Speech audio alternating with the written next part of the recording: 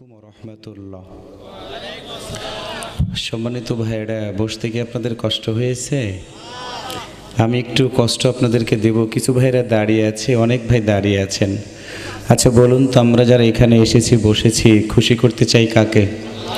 একসাথে বলেন কাকে? কারা কারা একটু দুই হাত তুলে দেখেন তো, একটা তাকবীর দেন তো মাঝখান থেকে। আর একবার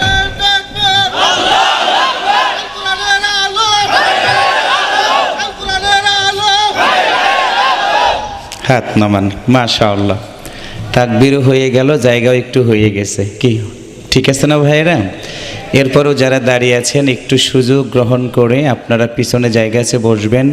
সামনে একটু ফাঁকা আছে, আপনি একটু আগান তো দেখি, একটু কষ্ট করে আগান, একটু বেশি না, একটু নড়াচড়া করলে পরিবেশটা ভালো হবে। আমি অনুরোধ করছি আর কি, একটু আগান প্রিয় ভাইরা। ঠিক আছে, আলহামদুলিল্লাহ। আমি আবারও সালাম দিচ্ছি। সাউন্ডটা একটু বেশি মোটা হয়ে গেছে, একটু চিকন করো, পরিষ্কার করো, সাউন্ডটা একটু কষ্ট হচ্ছে। সাউন্ড বেশি বাড়ানোর দরকার নেই, স্বাভাবিক রাখো কিন্তু পরিষ্কার রাখো। আমি আবারও সালাম দিচ্ছি। মেহেরবানি করে সালামের জবাবটা সবাই একসাথে আওয়াজ করে দিলে খুশি হব। আসসালামু আলাইকুম ওয়া রাহমাতুল্লাহ।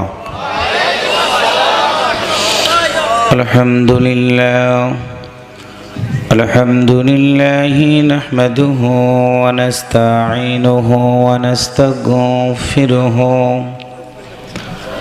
ওয়া নাউযু বিল্লাহি মিন শুরুরি আনফুসিনা ওয়া মিন সাইয়্যাতি আ'মালিনা।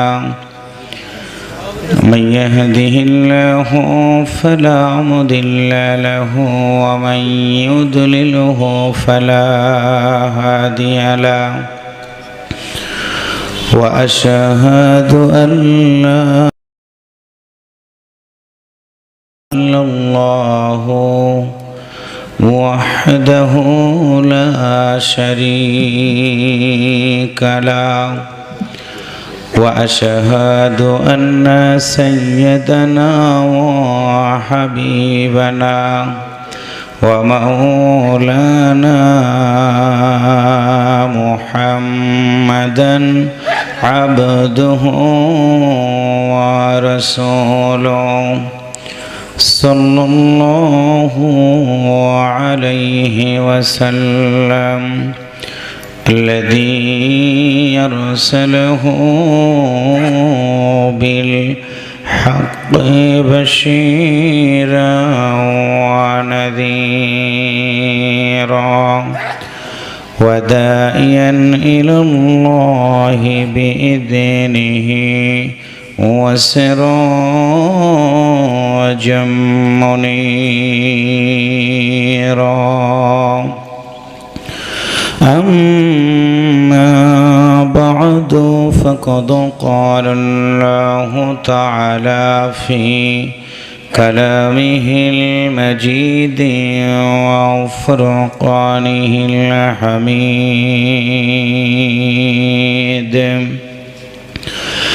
أعوذ بالله من الشيطان الرجيم. بسم الله الرحمن الرحيم.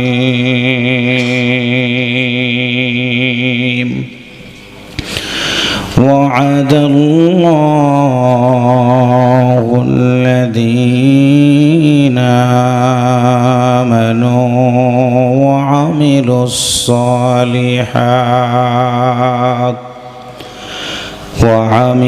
الصالحات لهم مغفرة وأجر عظيم.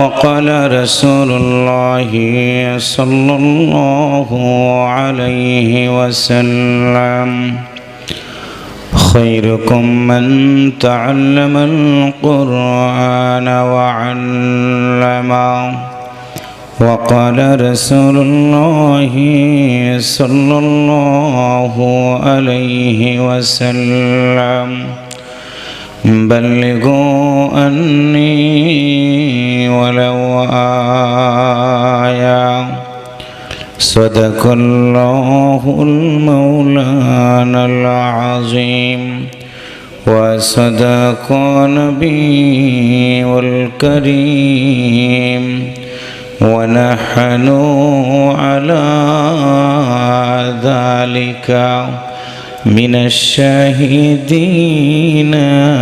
والشاكرين والحمد لله رب العالمين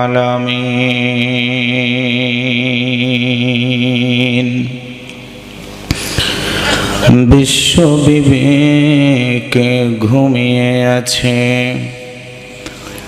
মুসলিম নিধন হয় ইহুদি খ্রিস্টানেরা মিছিল করে বলে এটা নাকি তাদের বিজয় কোরআন পড়ো হাদিস পড়ো শোনো মুমিন ভাই পড়ে কোরআন গড়লে জীবন জান্নাতের মেহমান হওয়া যায় যতই করো ক্ষমতার বাহাদুরি বন্ধ তুমি একদিন যাবে মরে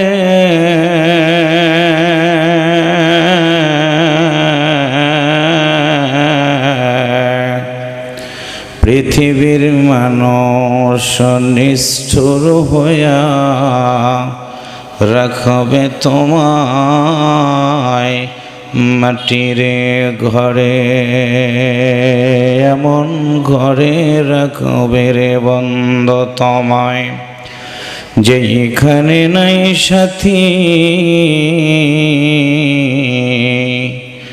একা একা থাকবে পরে থাকবে না দুনিয়ার কোনো লাঠি শান্তি যদি পেতে চাও গো বন্ধু তুমি ওই না জগতে দিন থাকিতে তওবা করে এসো আল্লাহ ও নবীর দলে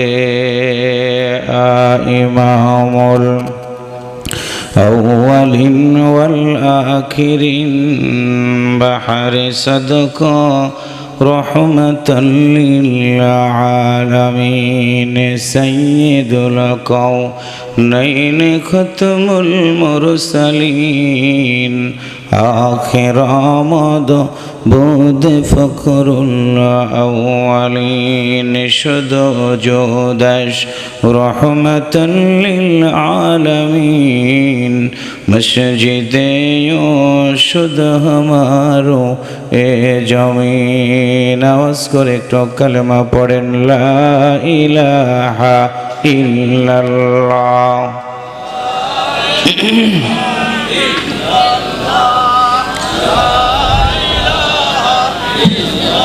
প্রিয় ভাইরা কালেমার সাথে কি কোনো দুশমনী আছে একটু কথা বলুন দুশমনী আছে আওয়াজ করে করে বলুন লা ইলাহা ইল্লাল্লাহ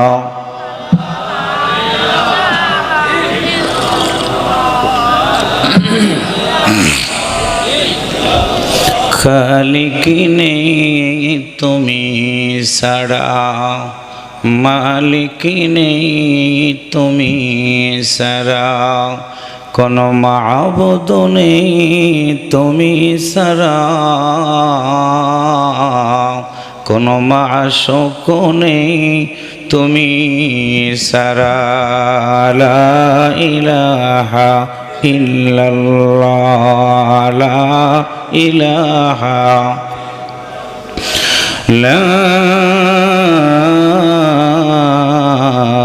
ইলাহা ইল্লাল্লাহ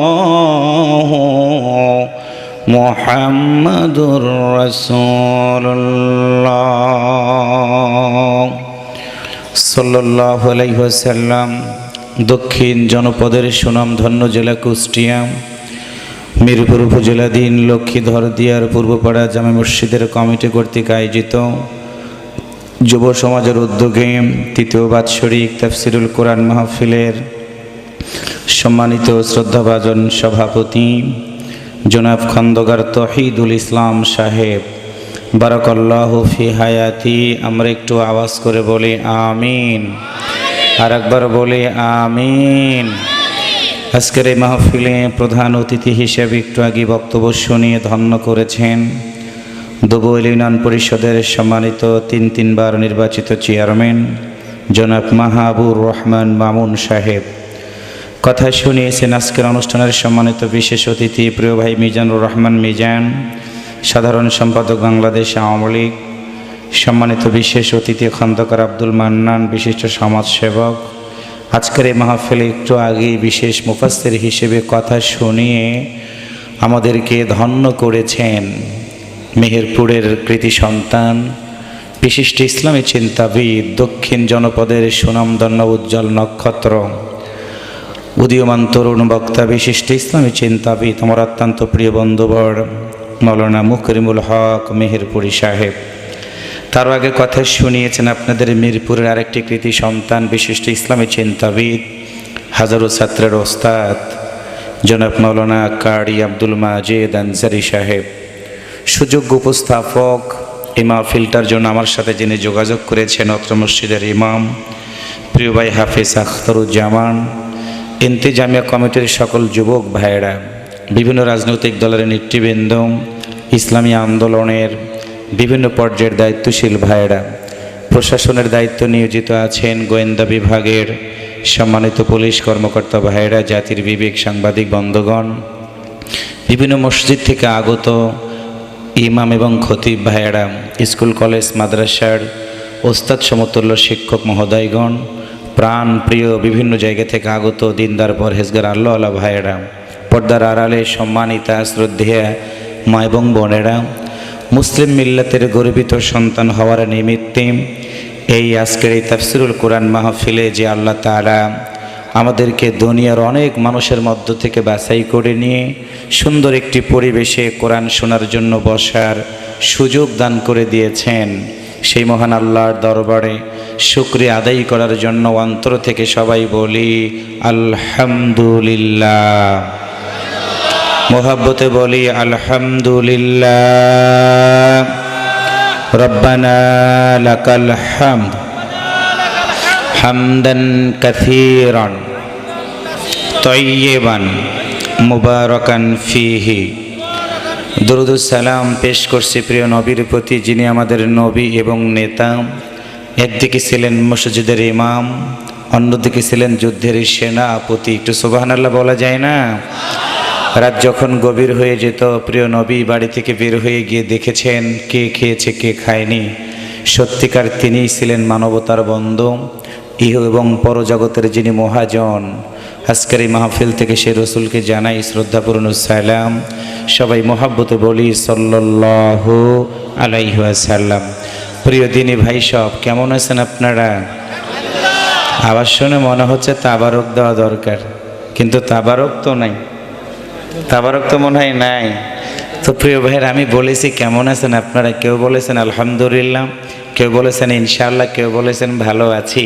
কিন্তু আমরা তো মুসলমান, আমাদের একটাই তো বাক্য উচ্চারণ করতে হবে, পরিবেশ যেটাই হোক না কেন। আপনাকে কেউ যদি বলে কেমন আছেন, কি যেন বলা লাগবে? দেখে আপনারা আবার পারেন কিনা, নাকি ভুলে গেলেন? কেমন আছেন আপনারা? আমার কথা একটু জিজ্ঞাসা করলেন না, খুব রাগ হয়ে আছে নাকি? আচ্ছা, আপনারা এই কুষ্টিয়ার মিরপুরে আপনারা যদি কারো বাড়িতে যান, যাওয়ার পরে যদি জিজ্ঞাসা, আমাদের মিজান ভাইয়ের বাসায় গেলেন, মিজান ভাইকে বললেন, ভাই কেমন আছেন? উনি যদি কোনো কথা না বলেন, আপনি কি মিজান ভাইয়ের বাসায় বেশি সময় থাকবেন? কেন থাকবেন না? মিজান ভাইয়ের সাথে এত সম্পর্ক, আমাদের আওয়ামী লীগের নেতা, ইউনিয়ন সেক্রেটারি মানুষ, রাস্তাঘাটে দেখা হইলে কত সালাম, বাড়িতে আসছি না এক কাপ চাই খাইতাম, অথচ ভাইটা আমার সালামের জবাবটা দিল না, বেশি কথা বললো না। আপনারা কিন্তু বেশি সময় থাকবেন না, কথা ঠিক আছে না ভাই? আপনারা কি বুঝাইতেছেন? হুজুর আলোচনা তো বিশেষ অতিথি করলো, প্রধান অতিথিও করেছে, বক্তাও করেছে, আপনি এসেছেন, দোয়া করে বাড়িতে যান, ঠিক আছে? আমি কি দোয়া করে চলে যাব? আমি কি কিছু কথা বলবো? আলহামদুলিল্লাহ, আল্লাহ তাআলা আমাকেও ভালো রেখেছেন বিদায় সিরাজগঞ্জ থেকে আপনাদের মতো সম্মানিত ভাইদের কাছে আল্লাহ তাআলা তার এই ছোট্ট অযোগ্য গোলামটাকে হাজির করে দিয়েছেন। আমি ধন্যবাদ জানাচ্ছি মিরপুর থানার পুলিশ ভাইদেরকে, রাজনৈতিক দলের নেতৃবৃন্দকে, এবং আপনারা যারা একজাক মানুষ চমৎকার পরিবেশে বসে আছেন, আপনাদের সবাইকে আন্তরিক ধন্যবাদ জানিয়ে আজকে যুবকদেরকে কেন্দ্র করে কোরআনের মাহফিল, কোরআনুল কারীম থেকে আমি সূরা আল মাঈদার একটি আয়াত তিলাওয়াত করেছি, সেখান থেকে চেষ্টা করব আল্লাহর কোরআন থেকে কিছু কথা বলার, আপনারা শুনবেন।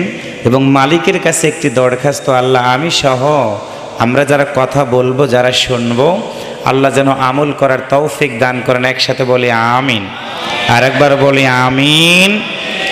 কোরআনুল কারীমের যেহেতু তাফসিরুল কোরআন মাহফিল নাম, যার জন্য আমি আজকে আপনাদের সামনে কোরআনুল কারীমের সূরা আল মাঈদা থেকে একটি আয়াত তেলাওয়াত করেছি। ভালো করে মনে রাখবেন, আমার বক্তব্য যারা এর আগে বিভিন্ন জায়গাতে দেখেছেন, শুনেছেন, একটা মাহফিল আমি একটা বিষয় নিয়ে গিয়ে কথা বলি, ঠিক আজকেও আমি একটা বিষয় নিয়েছি, সেই বিষয়ের আলোকে কথা বলবো। সবাই একটু বলি ইনশাআল্লাহ, আর একবার বলি ইনশাআল্লাহ। সূরা আল মাঈদা নাজিল হয়েছিল বিশ্বনবী সাল্লাল্লাহু আলাইহি ওয়াসাল্লামের মাদানী জিন্দেগিতে। মোট আয়াত সংখ্যা 120, রুকু সংখ্যা 16। সেখানকার আমি 9 নাম্বার একটি আয়াত তেলাওয়াত করেছি।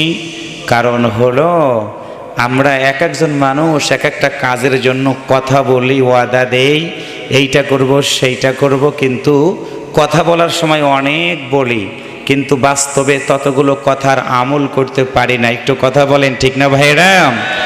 চেয়ারম্যান ভাই কথা বললেন, আমাদের মিজান ভাই কথা বললেন, বক্তব্য আমরা অনেক সুন্দর করে দিতে জানি, কিন্তু মানুষ হিসেবে ভুল হয়। ওয়াদা অনেক পালে দেওয়া যায়, কিন্তু সব ওয়াদা কেউ রাখতে পারে না। কথার সাথে সবগুলো ব্যক্তির কাজের মিল থাকে না, কারণ আমরা মানুষ। আজকে আপনাদের জন্য আল্লাহ তাআলা নিজেই ওয়াদা দিচ্ছেন, বান্দারে আমি তো তোমাদেরকে সৃষ্টি করেছি, আমি তো তোমাদেরকে হায়াত দিয়েছি, আমার দোয়া পৃথিবীতে আছো, আমি আল্লাহ রিজিক তোমরা খেয়ে জীবন যাপন করো। আমি আল্লাহ কথা দিলাম, 2টা কাজ করে যদি তোমরা আমি আল্লাহর কাছে আসতে পারো, যাও, আমি আল্লাহ কথা দিলাম তোমাদের জীবনের গুনাহ খাতাগুলোকে আমি আল্লাহ মাফ করে দিব। সুবহানাল্লাহ, আগামীকাল বলবেন। আপনাদের কি জীবনে গুনাহ নাই? আবার শুনে মনে হচ্ছে সব ফেরেশতারা বসে আছেন। একসাথে বলুন তো, আমাদের জীবনে গুনাহ আছে না নাই? তাহলে গুনাহ যদি থেকে থাকে, তাফসীর মাহফিলে এসেছি, বসেছি, আলোচনা শুনবো, আমল করব, আল্লাহ যেন আমাদের গুনাহ খাতাগুলো মাফ করে দিয়ে নিষ্পাপ করে কবরের ভিতরে নিয়ে যায়। যত মার, যত জেল, যত জুলুম, যত অত্যাচার, যত নির্যাতন, যত রিমান্ড, যত ফাঁসি দুনিয়াতে ভোগ করব। একটু কথা বলেন, ঠিক কিনা? কিন্তু মরে যাওয়ার পরে কিচ্ছু করতে পারবো না, মরে যেতে দেরি হবে। আমার আল্লাহ যেন আমারে ডাক দেয়, বলে ফাদখুলি ফি ইবাদি ওয়াদখুলি জান্নাতি। মুসলমানের মতো আওয়াজ করে বলুন তো, সেই জান্নাতে যাওয়ার জন্য আমার আল্লাহ তাআলা ওয়াদা দিয়েছেন, 2টা কাজ যদি করে যেতে পারি আমার আল্লাহ জান্নাত দান করে দিবে। মুসলমানের মতো আওয়াজ করে বলুন তো, ওই জান্নাতে যাওয়ার জন্য 2টা কাজ করা দরকার আছে না নাই? আর একবার বলুন, আছে না নাই? কথাটা কার? আল্লাহর। কথাটা কার? কোন সূরা? আল মাঈদা। কোন সূরা? কত নম্বর আয়াত? নাম্বার 9। কত নম্বর আয়াত? নাম্বার 9। কি সেই 2টা কথা? আসুন একটু শুনি। আল্লাহ তাআলা বলেন, ওয়াদাল্লাহ, আমি প্রতিশ্রুতি দিলাম, কথা দিলাম, ওয়াদা দিলাম। ছাত্র ছাত্রীকে কথা দেয়, প্রেমিক প্রেমিকাকে কথা দেয়, মেম্বার ওয়ার্ডের মানুষকে কথা দেয়, চেয়ারম্যান ইউনিয়নের মানুষকে কথা দেয়, এমপি তার থানার মানুষগুলোকে কথা দেয়, এরপরে জেলার ডিসি সাহেব গোটা জেলার মানুষকে কথা দেয়, প্রধানমন্ত্রী সারা বাংলাদেশের মানুষকে কথা দেয়। এটা হচ্ছে পৃথিবীর নিয়ম। কিন্তু আজকের তাফসিরে স্বয়ং কথা দিচ্ছেন কে? আর একটু জোরে বলেন কে? ওয়াদাল্লাহ, আল্লাহ বলেন আমি ওয়াদা দিচ্ছি, আল্লাযীনা, যে বা যারা, আমানু, ঈমান এনেছে। ঈমান মানে কি? বিশ্বাস। কার প্রতি? আর একবার বলেন কার প্রতি? আপনাদের এলাকা থেকে ঈমান আছে? একসাথে বলেন ঈমান আছে। আমি সেদিন এক মাহফিলে বলেছি ঈমান কি আছে? কয় হুজুর ঈমান ছিল, কালকেই মারা গেছে। কয় কালকেই মারা গেছে। আমি কি ওই ঈমানের কথা বলেছি? ওই ঈমান মানে বিশ্বাস। একসাথে বলুন কার প্রতি? ওই আল্লাহ কি কুষ্টিয়াতে আছে না নাই? আর একবার বলেন আছে না নাই? এক নম্বর হলো ঈমান। দুই নম্বর হচ্ছে ওয়া আমিলুস সলিহাত, ভালো কাজ। যাত্রা লাগাবেন, জুয়া লাগাবেন, গানের অনুষ্ঠান করবেন, মাহফিল বন্ধ করবেন, হিরোইনের ব্যবসা করবেন, মদের ব্যবসা করবেন, ইফটিজিং করবেন, দুর্নীতি করবেন, রাস্তার গম চুরি করে খাবেন, ডাকাতি করবেন, রাহাজানি করবেন, নিরপরাধ মানুষগুলো হত্যা করবেন। এগুলো ভালো কাজ? একসাথে বলেন এইগুলো ভালো কাজ। কোনটা? ওয়া আমিলুস সলিহাত। আজকের মাহফিল হচ্ছে অন্যতম ভালো কাজ। সুবহানাল্লাহ জোরে বলেন। তাহলে প্রথম নাম্বার শর্তে আমরা আসি, দ্বিতীয় নাম্বার শর্তেও আমরা আসি। সুবহানাল্লাহ কইতে ইচ্ছা করে না? শর্ত পূরণ করলাম, এখন আল্লাহ তাআলা কি দিবেন? লাহুম মাগফিরাতুন। আল্লাহ বলেন দুইটা শর্ত যেহেতু পূরণ করেছো, আমি আল্লাহ কথা দিলাম তোমাদেরকে কি করে দিব? মাফ করে দিব, মাফ করে দিব, মাফ করে দিব। একটু সুবহানাল্লাহ জোরে বলেন। শুধু মাফ করে দিবেন, আর একটা কথা বলেছেন ওয়া আজরুন আযীম, পুরস্কারও দিবেন। সুবহানাল্লাহ জোরে বলেন। একদিকে ক্ষমা, অন্যদিকে পুরস্কার। ক্ষমা মানে হলো জীবনের গুনাহ মাফ করে দিবে, পুরস্কার হলো মরে যাওয়ার পরে আল্লাহ জান্নাত দিয়ে দিবে। মুসলমানের মতো আওয়াজ করে বলুন তো, ওই জান্নাতে যদি আমরা যেতে চাই, যতদিন বাঁচবো দুইটা কাজ করা দরকার, আছে না নাই? আর একবার বলেন আছে না নাই? কথাটা কার? কোন সূরা? কত নম্বর আয়াত? আপনাদের এলাকার কোরআনের সূরা মায়েদা আছে? একসাথে বলেন আছে। তুমি কি ইকো দিছো নাকি? আবার ইকো দিও না, সাউন্ড কেন জানি একটু ক্লিয়ার হচ্ছে না। প্রিয় ভাইয়েরা, একটু তথ্য আপনাদেরকে, যেই মাহফিলে এসেছি বসেছি, বাংলাদেশের দুইটা নিউজ আমাকে অত্যন্ত কষ্ট দিয়েছে। আজকে গাড়িতে বসে আমি যখন ডিজিটাল যুগে বসবাস করে ফেসবুকে ঢুকলাম, দুইটা সংবাদ আমাকে অত্যন্ত কষ্ট দিয়েছে। ঠিক আছে, এক নম্বর হলো চট্টগ্রামের একটি ক্লাবের সভাপতি, তিনি মসজিদ কমিটির কাছে লিখিত আবেদন করেছেন। মসজিদ কমিটির কাছে, মিজান ভাই শুনবেন কথাটা, মসজিদ কমিটির কাছে লিখিত আবেদন করেছেন। সেটা হলো মসজিদ কমিটি যেন মাগরিবের আজান থেকে শুরু করে ফজরের আজান থেকে এশার আজানটা যেন মসজিদে দেওয়া না হয়, মসজিদে যেন আজানগুলো বন্ধ করে দেওয়া হয়। তিনি মসজিদ কমিটির কাছে আহ্বান করেছেন। নাম হচ্ছে নাদের খান, চট্টগ্রাম ক্লাবের তিনি একজন সভাপতি।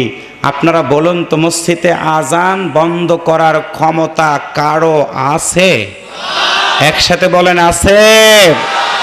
আমার বক্তব্য হচ্ছে, এটা তো সেই দেশ যেই দেশে এশার আজানের মধ্য দিয়ে মানুষ ঘুমিয়ে যায়। এটা তো সেই দেশ যেই দেশের মানুষ ফজরে আজানের মাধ্যম দিয়ে জাগ্রত হয়।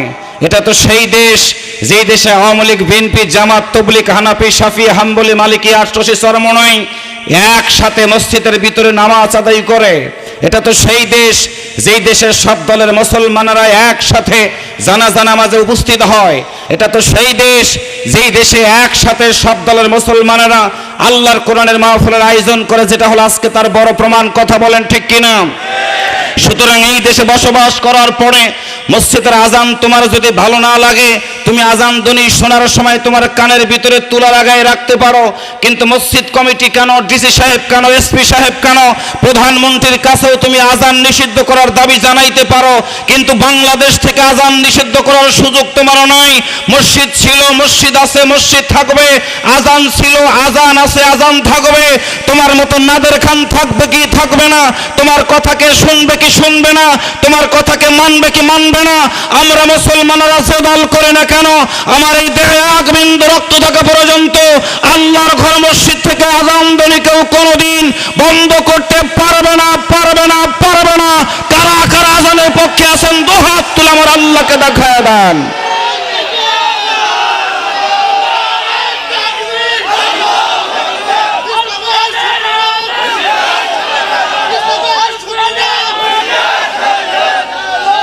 হাত নামান।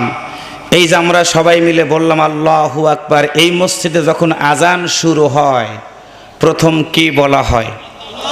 একটু কথা বলেন না ভাই, কি বলা হয়?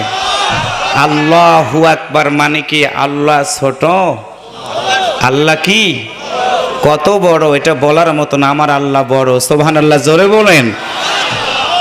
2 নাম্বার আরেকটি সংবাদ আমাকে কষ্ট দিয়েছে চট্টগ্রামের, বুঝবেন ভালো করে। পটিয়া থানার একজন কর্ণফুলী উপজেলার ইউনিয়নের মনির আহমেদ লোকটার নাম। তিনি চাকরি করতেন একটি পদ্মা অয়েল গ্রুপের কোম্পানিতে চাকরি করতেন। রিটায়ার্ড করার পরে 50 লক্ষ টাকা তিনি পেয়েছেন পেনশনের টাকা। সেই পেনশনের টাকা 2টা সন্তান ভাগাভাগি করাকে কেন্দ্র করে ওই মানুষটা মরে যাওয়ার পরে প্রায় 36 ঘন্টা ওই মৃত ব্যক্তির বডিটা অ্যাম্বুলেন্সে রেখে দিয়েছে, দাফন করতে দেয়নি। ওই সন্তানগুলো যতক্ষণ তাদের বাপের টাকা ভাগবটরা করে নিতে না পারবে ততক্ষণ পর্যন্ত বাবার লাশটাকে তারা দাফন করতে দেয়নি। আজকে টেলিভিশন, ফেসবুক, মিডিয়াতে এই সংবাদটা এসেছে, যে কোনো চ্যানেলে এই নিউজটা এসেছে। অ্যাম্বুলেন্সের ভিতরে মনির সাহেবের লাশ রয়েছে, সন্তানেরা ভাগবটরা করা নিয়ে ব্যস্ত আছে 50 লক্ষ টাকা। আমি সার্বিকভাবে নিউজটা দেখলাম, চোখের পানিটা ধরে রাখতে পারলাম না। খোঁজ খবর নিয়ে দেখি যেই সন্তানেরা বাবার লাশটা ঠেকায় অর্থ সম্পদগুলো ভাগ করার জন্য ব্যস্ত হয়ে গেছে, তারা শিক্ষাগত যোগ্যতা অর্জন করেছে ঠিক, কিন্তু আল্লাহর কোরআন তাদের সিনার ভিতরে নাই। আর আল্লাহর কোরআন সিনার ভিতরে না থাকার কারণে মানুষ মরে যাওয়ার পরে যে দল করুক না কেন, 1 নাম্বার দায়িত্ব হচ্ছে মানুষটাকে কবরের ভিতরে রেখে দেওয়া। ইউনিয়ন পরিষদের চেয়ারম্যান চেষ্টা করেছে, মেম্বার চেষ্টা করেছে, ওসি সাহেব চেষ্টা করেছে। পরবর্তীতে পুলিশের অনেক বড় বড় কর্মকর্তারা গিয়ে সেই বিষয়টা সমাধান করার চেষ্টা করেছে। এখন পর্যন্ত দাফন হয়েছে কিনা আমি জানি না। যুবক, কুষ্টের যুবক, তোমাদের পায়ে হাত দিয়ে বলে গেলাম, তুমি কি জানো তোমার বাবা কামলা বিক্রি করে, তোমার বাবা রিক্সা চালায়, তোমার বাবা সারাদিন চাকরি করে, তোমার বাবা রাজনীতি করে, তোমার বাবা ব্যবসা বাণিজ্য করে তোমার মতো সন্তানটাকে তিল তিল করে বড় বানিয়েছে। তোমার বাবা খেয়ে, তোমার বাবা না খেয়ে, তোমার এই লক্ষ্মীপুর থেকে এই ভেড়ামারা পর্যন্ত যেতে যতটুকু সময় লাগে শীতের ভিতরে ভ্যান চালায় তোমার মতো সন্তানটাকে তোমার বাবা বড় বানিয়েছে। আজকে তুমি অনেক বড় ডিসি হয়েছে, এসপি হয়েছে, র্যাব হয়েছে, অনেক বড় অফিসার হয়েছো।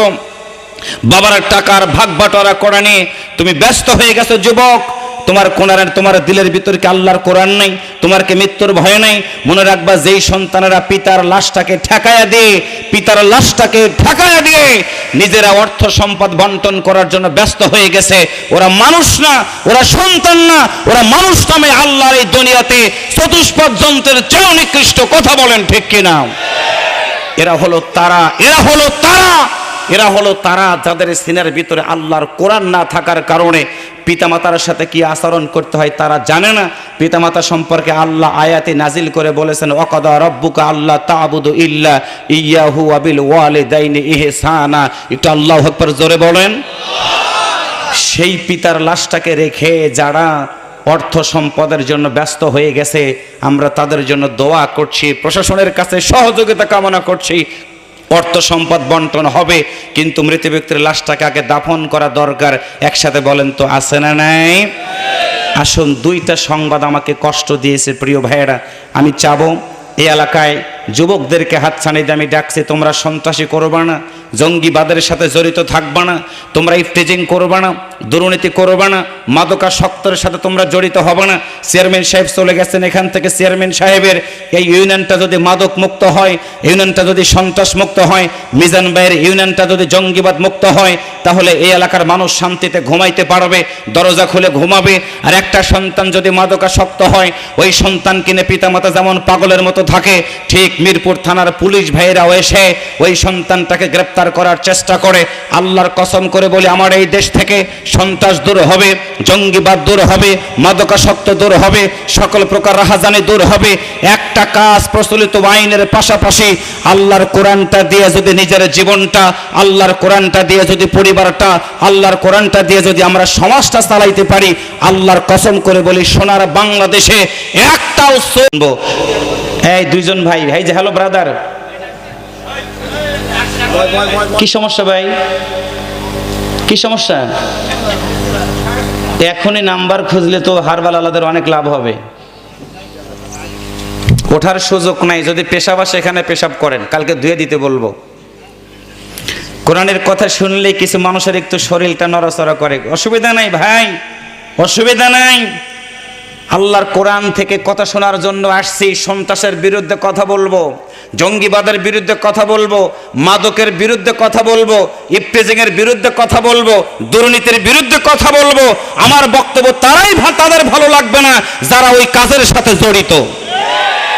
আমরা কোনো দল এখানে দেখতে আসিনি, রাজনীতি করতে আসিনি, আল্লাহর কোরআনের দাওয়াত দিব। সব দলের মানুষগুলোকে আল্লাহর কোরআনের দাওয়াত দিয়ে জান্নাতে মানুষ বানাইতে চাই। এইভাবে কিয়ামতের ময়দানে যেন একসাথে আল্লাহর জান্নাতে থাকতে পারি। আপনারা কি জান্নাতে থাকতে চান না ভাইয়েরা? খেলা হয়ে গেল আর্জেন্টিনা ব্রাজিল, খেলার স্বপ্ন দেখেছিল অনেক মানুষ। ব্রাজিল হেরে গেল, আর্জেন্টিনার লোকদের যে কি উল্লাস! ব্রাজিলের লোকেরা খিচুড়ি পর্যন্ত খেতে পারলো না। 4 জন যুবক বাংলাদেশ থেকে পৃথিবী থেকে বিদায় হয়ে গেল, মরে গেল। পারলো আর্জেন্টিনা ফ্রান্সের সাথে।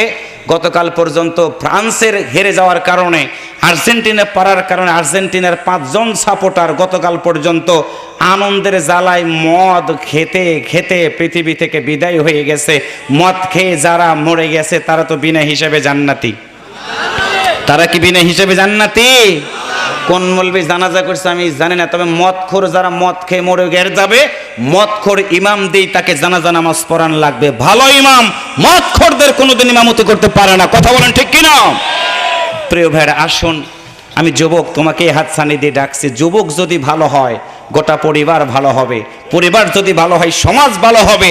আজকে যুবকরাই ইফটিজিং করে, যুবকরাই দুর্নীতি করে, যুবকরাই গাঁজা খায়, যুবকরাই মদ খায়, বুড়া মানুষগুলোর সেই কাজ করার সুযোগ পায় না। সুতরাং আজকের মাহফিল আমরা যুবকদেরকে ভালো বানাতে চাই, পরিবারটাকে শান্তির পরিবার বানাতে চাই। সেই প্রত্যাশা রেখে আলোচনা শুরু করছি। বলুন তো, যতদিন বাঁচবো কাজ করব কয়টা? কথা বলেন কয়টা? কথাটা কার? কোন সূরা? কত নাম্বার আয়াত? আবার শুনে মনে হচ্ছে আজকে অবিবাহিত লোকদের সংখ্যা কম। এই বিয়ে করো নাই কারা কারা একটু হাত তোলো তো। যারা বিয়ে করো নাই, যারা বিয়ে করো নাই, বিয়ে দিব আর কি, মেয়ে বিয়ে দিব। আমার কিন্তু মেয়ে একটা আছে। যারা বিয়ে করো নাই তারা হাত তোলো, মাশাআল্লাহ। যারা বিয়ে করো নাই তারা একটা তাকবীর দাও তো, বলো শুধু আল্লাহু আকবার। যারা বিয়ে করো নাই তারা একটু শুধু বলো আল্লাহু আকবার। এইবার আমরা যারা বিয়ে করেছি, আমাদের সিরাজগঞ্জের একটা আঞ্চলিক কথা চালু আছে, পুরান চাল ভাতো বাড়ে। কুষ্টিয়াতে আছে কিনা জানি না। দেখে আমরা যারা বিয়ে করেছি, দেখে আমাদের আওয়াজের অবস্থাটা কি। যুবকদের আওয়াজ থাকবে কি করে? ফেসবুক দেখতে দেখতে তো জীবনটাই শেষ করে ফেলাইছে। কিচ্ছু নাই, খালি বডি, তার আবার চোখ বড়, গাল ভেঙ্গে গেছে, অনেকের চুলও বড়, চোখও বড়, মাঝখান থেকে গাল নাই। চেহারার দিকে তাকাইলে মনে হয় কি যে খাই আইছে রে। কথা বলেন ঠিক না ভাইয়েরা? এবার আমরা যারা বিয়ে করেছি আমাদের দিকে একটু তাকায় দেখো তো, আমাদের শক্তি কমেছে না বেড়েছে? আমরা একটু বলি তো দেখি আল্লাহু আকবার। আওয়াজ কি মনে হয় বিয়ে এখনই আরেকটা করা যায়। শক্তি কত আমাদের। যুবক তোমরা দেখেছো আমাদের আওয়াজ কত জোরে হয়। এবার যুবক তোমাদেরকে আমরা বুকে টেনে নিলাম, তোমরা তো আমাদেরই ভাই, আমাদেরই সন্তান। এবার আমরা সবাই মিলে একটি আওয়াজ দিব, সবাই একটু একসাথে বলেন আল্লাহু আকবার। আরেকবার বলেন আল্লাহু আকবার। আসুন, বিতাড়িত শয়তানের কাছ থেকে পানা চেয়ে নিয়ে আলোচনার দিকে ফিরে যাচ্ছে। আপনাদের এলাকাতে কি শয়তান আছে? একসাথে বলেন আছে। থাকুক আর না থাকুক, শয়তানের কাছ থেকে পানা চেয়ে নিয়ে আমরা আলোচনার দিকে ফিরে যাচ্ছি। সবাই একটু আমার সাথে পড়ুন। আউযু বিল্লাহি মিনাশ শাইতানির রাজীম।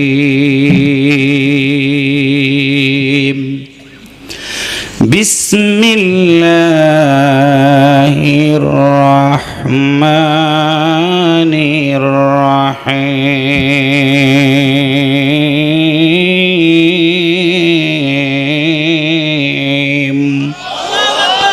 আরেকটু জোরে বলেন, আরেকটু জোরে বলেন। وعد الله الذين آمنوا وعملوا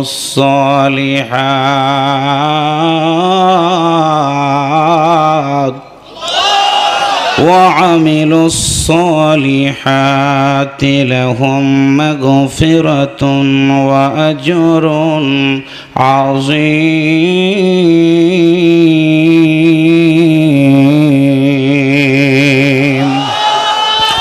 সম্মানিত প্রিয় ভাইরা, বিশ্বনবী সাল্লাল্লাহু আলাইহি ওয়াসাল্লামের মাদানী জিন্দেগিতে সূরাটি নাজিল হয়। বুঝবেন ভালো করে, আফসোস করে কথাটা বলতে হয়। আমার দেশের যুবকেরা নায়কদের নাম মুখস্থ করে রাখতে পারে, আমার দেশের যুবকেরা ক্রিকেটের খেলোয়াড়ের নাম মুখস্থ রাখতে পারে, আমার দেশের যুবকেরা আর্জেন্টিনা, ব্রাজিল, ফ্রান্সের প্লেয়ারের নাম মুখস্থ রাখতে পারে, কিন্তু বিশ্ব নবীর নামটা যদি শুদ্ধ করে বলতে বলা হয় তারা বলতে পারে না। 10 জন সাহাবীর নাম যদি বলতে বলা হয়, 10 জন সাহাবীর নাম কিন্তু মুসলমানের সন্তানেরা বলতে পারে না। বুঝবেন ভালো করে, বিশ্ব নবী সাল্লাল্লাহু আলাইহি ওয়াসাল্লামের মোট বয়স ছিল 63 বছর। একসাথে বলুন তো, বিশ্ব নবী কত বছর পৃথিবীতে বেঁচে ছিলেন? আল্লাহর নবী চেষ্টা করলেন সমাজ পরিবর্তন করবেন। হাজী সাহেব যারা আছেন তারা জানেন, হেরা পর্বতের গুহায় বিশ্বনবী ধ্যানমগ্ন অবস্থায় যখন ছিলেন, আল্লাহর দরবারে ফরিয়াদ করে করে কেঁদেছেন, সমাজ পরিবর্তন করবেন। কি হতো ওই সমাজে? 1 নাম্বার, ওই সমাজে কোনো মায়ের গর্ভ থেকে যখনই কোনো সন্তান বের হতো, মায়ের কাছ থেকে জোর করে কন্যা সন্তানটাকে কেড়ে নিত তারা, গর্ত খনন করে মায়ের কাছ থেকে কন্যা সন্তানটাকে জীবন্ত দাফন করে দিত। বুঝবেন ভালো করে প্রিয় ভাইরা, একটা সন্তান মায়ের পেটের ভিতরে 36 সপ্তাহ থেকে 40 সপ্তাহ পর্যন্ত অবস্থান করে। আল্লাহর বান্দারা, একটা সন্তানের বয়স যখন মায়ের পেটের ভিতরে 6 মাস হয়, সন্তানের হাত হয়ে যায়, পা হয়ে যায়। সন্তান যখন নড়াচড়া করে, মা যখন খেতে বসে, সন্তানের পায়ের আঘাতের কারণে, মাথার আঘাতের কারণে মায়ের খাওয়া বন্ধ হয়ে যায়, বন্ধ হয়ে যায়। মা চোখের পানি ছিঁড়ে দিয়ে কান্দে। স্বামী স্ত্রী একসাথে খেতে বসার সময় সন্তান বুঝতো না কখন খেতে বসেছে। মায়ের পেটের ভিতরে সন্তান এমন জোরে লাথি দেয়, মায়ের খাবারটা বন্ধ হয়ে গিয়ে মায়ের 2টা চোখ বেয়ে বেয়ে পানিগুলো গড়ায়া গড়ায়া পড়তে থাকে। মা আর বসতে পারে না, একবার দাঁড়ায় একবার হাঁটে। স্বামী ডাক দেয়া বলে, বিবি রে, তুমি কি বলবা না? খাবারের সময় হঠাৎ করে তুমি উঠে দাঁড়াইলা, খাবার কেন বন্ধ করে দিলাম? সঙ্গে সঙ্গে বিবি ডাক দেয়া বলে, স্বামী আমার, তুমি জানো না তোমার সন্তান আমার গর্ভের ভিতরে থাকার কারণে এমন জোরে লাথি মেরে দিয়েছে, ওই সন্তানের আঘাতের জন্য আমার পেটের ভিতরকার দমটা মনে হয় বন্ধ হয়ে গেছে। ও স্বামী, অনেক স্বামী, তোমার কাছে একটা কথা বললাম শুনে নাও। অনেক মা সন্তান প্রসব করতে গিয়ে পৃথিবী থেকে বিদায় হয়ে যায়। আমি যদি মারা যাই, আল্লাহর হস্তে তুমি আমারে মাফ করে দাও, মাফ করে দাও, মাফ করে দাও। স্বামী তখন বিবিকে জড়িয়ে ধরে বলে, বিবি রে, না না না, 6 মাস হয়ে গেছে তোমার সন্তানের বয়স, বাকি 4টা মাস পার হয়ে গেলে ওই সন্তানটা তোমাকে ডাক দে বলবে, মা আমাকে ডাক দে বলবে, আব্বা। বিবি রে, চিন্তা করো না, ওই সন্তান যখন মা বলে ডাক দিবে, তুমি সকল ব্যথা বেদনাগুলো ভুলে যাবা। আল্লাহর বান্দারা, এরকম 10টা মাস মা কষ্ট সহ্য করার পরে সন্তান যখন পৃথিবীতে আসতো, মায়ের কাছ থেকে সন্তানটা কেড়ে নিত যখন, মা আসলটা বিছিয়ে দিয়ে নেতাদের দিকে হাত বাড়ায় বলতো, আরবের নেতারা, ছেলে হবে কি মেয়ে হবে এটা আমি জানতাম না, আল্লাহ তাআলা আমার গর্ভের ভিতরে মেয়ে সন্তান দিয়েছে, এই জন্য মারতে যদি হয় তোমরা আমারে মারো, আমার সন্তানটার জীবনটা ভিক্ষা দাও। কারণ হলো ওই সন্তানটা আমাকে যখন মা বলে ডাক দিবি, আমি মায়ের জীবনটা ধন্য হয়ে যাবে, তোমরা আমার সন্তানটার জীবন ভিক্ষা দাও। নেতারা কথা শুনতো, মানত না। ওই সন্তানের আর্তনাদ আল্লাহর দরবারে পৌঁছে গেল। আমার আল্লাহ তাআলা কুদরতি পার্লামেন্টের সিদ্ধান্ত নিয়ে 570 খ্রিস্টাব্দে গোটা পৃথিবীর মানুষগুলোকে হেদায়েতের পথ দেখানোর জন্য বিশ্ব নবীকে আমার আল্লাহ তাআলা পৃথিবীতে পাঠিয়ে দিয়ে দিলেন। মুসলমানের মতো একটু আওয়াজ করে বলুন মারহাবা, আর একটু জোরে বলেন মারহাবা। বিশ্ব নবী চেষ্টা করলেন 40 বছর, 100% সফল হতে পারলেন না। হেরা পর্বতের গুহায় গিয়ে আল্লাহর দরবারে ডাক দিয়ে বললেন, আল্লাহ তুমি কি বলে দিবা না সমাজটা আমি কেমন করে পরিবর্তন করব? বিশ্বনবীর চোখের পানি আল্লাহর দরবারে কবুল হয়ে গেল। আল্লাহ তাআলার পক্ষ থেকে জিবরাইল আমিন এসে রাসূলকে সালাম দিয়ে বললেন, বন্ধুরে আপনি কাঁদবেন না, কাঁদবেন না, আমি জিবরাইল আমিন আল্লাহর পক্ষ থেকে এসে সূরা আলাকের 5টা আয়াত নাজিল করে দিলাম। আমার মিরপুরের ভাইয়েরা, লক্ষ্মীপুরের ভাইয়েরা বুঝবেন ভালো করে, 40 বছর পর্যন্ত আল্লাহর নবীর একটাও শত্রু ছিল না, শত্রু ছিল না। আল্লাহর পক্ষ থেকে আয়াত নাজিল হয়ে গেল, ইকরা পড়ো। কেন পড়বা? পড়লে জ্ঞান হবে। আয়াত যখন নাজিল হয়ে গেল, আল্লাহ রসুল যখন ডাক দেয় বললেন, আরবের লোকেরা তোমরা আমারে কি হিসাবে জানো? আরবের লোকেরা বলল, তুমি তো আলা আমিন। আল্লাহ রসুল যখনই বললেন, তোমরা যেহেতু আমারে আলামিন বলে ডেকেছো, জেনেছো আল্লাহর পক্ষ থেকে আমি কোরআন পেয়ে গেছি, তোমরা কোরআনটা মানো। আরবের লোকদের মধ্যে অন্যতম নেতা ছিল আবু জেহেল, ওদবা, সাইবারা। রসুলকে ডাক দেয় বলল, আব্দুল্লাহর বেটা বলো তুমি কি পেয়েছো? আল্লাহ রসুল বললেন, কোরআন পেয়েছি। সঙ্গে সঙ্গে আব্দুল্লাহর বেটাকে ডাক দে, বলো বলো তোমার কোরআনের ভিতরে কি আছে, কি তোমার কোরআন?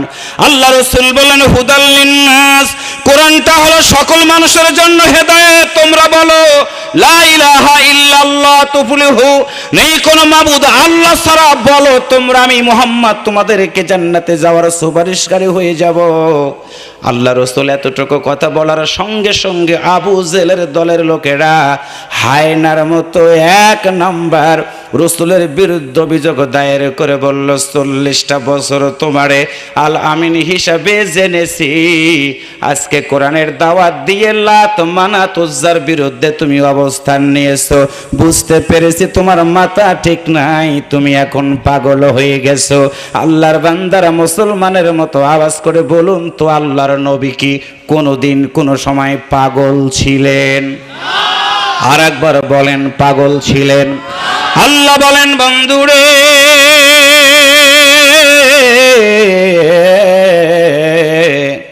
কোরআনের দাওয়াত দেওয়ার কারণে সবাই তোমার যদি পাগল বলে গালি দেয়, আমি আল্লাহ তোমার পক্ষে একটা সাক্ষী হয়ে সার্টিফিকেট দিয়ে বললাম, ওয়ামা সাহিবিকুম বিমাজনুন।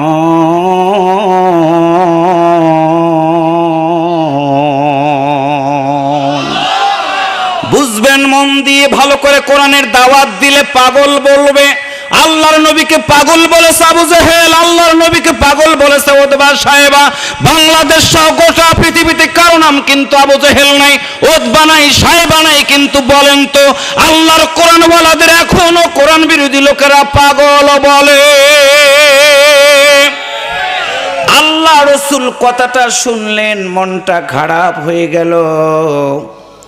আবু জেহেল, ওদবা, সাইবারা বলল, কোরআনের দাওয়াত তুমি দিতে পারবা না, কোরআনের দাওয়াত তুমি দিতে পারবা না। যদি দাওয়াত দাও আমরা তোমার ডান পাশে নাই, বাম পাশে নাই, সামনে নাই, পিছনে নাই। কোরআনের দাওয়াত তুমি দিবা, তোমার মতো তুমি জীবন চালাবা। তবে তোমার একটা সতর্ক বাণী দিয়ে বললাম, সুযোগ যদি পাই তোমাকে পৃথিবী থেকে বিদায় করে দিয়ে দিব। আল্লাহ রাসূল চিন্তার মধ্যে পড়ে গেলেন। আল্লাহ তাআলা আয়াত নাজিল করে বিশ্ব নবীকে সান্ত্বনা দিয়ে বললেন, ইয়া আইয়ুহান নাবিয়্যু হাসবুকাল্লাহ ওয়া মান ইত্তাবা'আকা মিনাল মুমিনিন।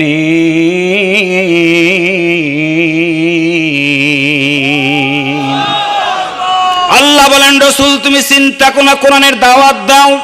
ডান দিকে কেউ নাই, বাম দিকে কেউ নাই, সামনে কেউ নাই, পিছনে কেউ নাই, হাসবুকাল্লাহ, ও নবী আমি আল্লাহ তোমার জন্য যথেষ্ট।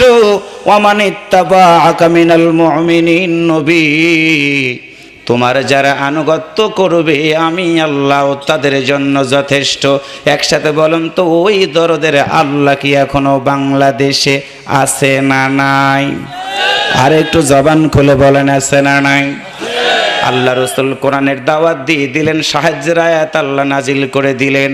আবু জেহেল বললেন, আব্দুল্লাহর বেটা শেষবারের মতো বললাম, তুমি কোরআনের দাওয়াত দিবা না, কোরআনের কথা তুমি বলতে পারবা না। কোরআনের কথা যদি বলো তোমার চরিত্র ঠিক নাই, চরিত্র ঠিক নাই, চরিত্রহীন হয়ে গেছো তুমি। আমার প্রিয় ভাইয়েরা, আপনারা মুসলমান কোন দল করেন সেটা আমার জানার দরকার নাই। অন্তর খুলে বলেন তো, আমার নবীর চরিত্র কি খারাপ ছিল? আল্লাহ বলেন, বন্ধুরে না না, সবাই যদি তোমার চরিত্রহীন বলে গালি দেয়, আমি আল্লাহ নিজে তোমার চরিত্রের সার্টিফিকেট দিয়ে দিলাম। আল্লাহ বলেন, ওয়া ইন্নাকা লাআলা খুলুকিন আযীম।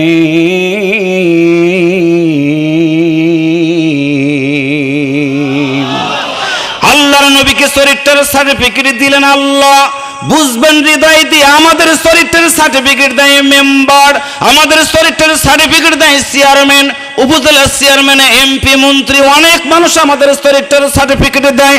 আল্লাহর কোরআন সামনে রেখে বলে গেলাম, অনেক চরিত্রের সার্টিফিকেট দেয় যারা, হিসাব করে দেখেছি তাদের নিজেরই অনেকেরই চরিত্র নাই। একটু কথা বলেন ঠিক কিনা? রাসূলকে চরিত্রের সার্টিফিকেট দিয়ে দিলেন আমার আল্লাহ। আরবের লোকেরা বলল, আব্দুল্লাহর বেটা শুনে নাও, এরপরেও যদি তুমি কোরআনের দাওয়াত দাও, তোমার কারণে আমরা মামলা দায়ের করে তোমাকে মৃত্যুদণ্ড দিয়ে দেব। কারণ হলো তোমার জন্যই সমাজে ফিতনা ফাসাদ তৈরি হয়। আল্লাহ রাসূল বললেন, ঠিক আছে তোমরা কি করবা? আমার আল্লাহ রাসূল কি ডাক দিয়া বললেন, বন্ধুরে শুনে নাও, তোমার কারণে সমাজে ফিতনা ফাসাদ তৈরি হয় না, হয় না, বরং তোমার কারণে সমাজের বুকে শান্তি প্রতিষ্ঠিত হয়।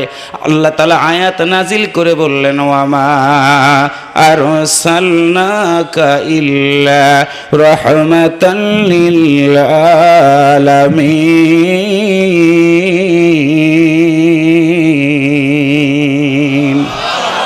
আমার ভাইরা বুঝবেন ভালো করে, আল্লাহর নবীকে বলা হলো তোমার জন্য অশান্তি তৈরি হয় সমাজের বুকে। বলেছিল আবু জেহেল, উতবা সাহেবারা বলেছিল, আল্লাহর কসম করে বলে সব সন্ত্রাসীরা এক, সব গাজারুরা এক, সব মাদারুরা এক, সব জেনাকাররা এক হয়ে এখনো আল্লাহর কোরআনের দায়ীদেরকে মিথ্যা চরিত্রহীন বলে গালি দিয়া সমাজের বুকে অশান্তি সৃষ্টি করার দোহাই দিয়া নিরপরাধ মানুষগুলো জালিমদের জেলখানার ভিতরে বন্দী করে রেখে দেয়। আল্লাহর বান্দারা, আল্লাহর কোরআন শুনবেন হৃদয়টা দিয়ে, সেটা হলো তখন নাম ছিল আবু জেহেল, উতবা সাহেবা, কিন্তু আল্লাহর কসম করে বললাম গোটা পৃথিবীতে একটাও কিন্তু আবু জেহেল নাই, একটাও উতবা নাম নাই, একটাও সাহেবা নাম নাই। আবু জেহেল, উতবা সাহেবারা বিশ্বনবীকে ধরেছিল, মেরেছিল, 3টা বছর শিয়াবে আবি তালিবে জেলখানার ভিতরে বন্দী করে রেখে দিয়েছিল। আজকে 3 বছর হয় না, 10 বছর হয় না, 12 বছরও পার হয়, 12 বছরও পার হয়। বুঝবেন ভালো করে আমার প্রিয় ভাইয়েরা, আল্লাহ রাসূল তখন ছিলেন একা, কোরআনের দাওয়াত দেওয়া বন্ধ করে নাই। আজকে বাংলাদেশ সহ গোটা পৃথিবীতে মুসলমানদের সংখ্যা হলো প্রায় 250 কোটি মুসলমান। একজন কেন, দুইজন কেন, 1 লক্ষ কেন, 1 কোটি কেন, 2 কোটি কেন, 5 কোটি যদি মুসলমানদেরকে ফাঁসিতে ঝুলাইয়া মৃত্যুদণ্ড দিয়ে বিদায় করে দেওয়া হয়, আল্লাহর কসম করে বলি আল্লাহর জমিন থেকে কোরআনের দাওয়াত দেওয়া কোনোদিন কেউ বন্ধ করতে পারবে না। কথা বলেন পারবে? আরো জোরে বলেন পারবে? কেন পারবে না? কারণ আমার আল্লাহ তাআলা ডাক দিয়ে বলেছেন ফাতাওয়াক্কালু আলা আল্লাহ। ও নবী, তুমি বিপদের মধ্যে যখনই পড়ে যাইবে আমি আল্লাহর প্রতি ভরসা রাখো। বিপদের মধ্যে যারা পড়ে যায় কারো কাছে সাহায্য চায় না। একসাথে বলেন তো, যারা নির্যাতনের শিকার হয় কারো কাছে যায় না, কারো পাও ধরে না রে ভাই।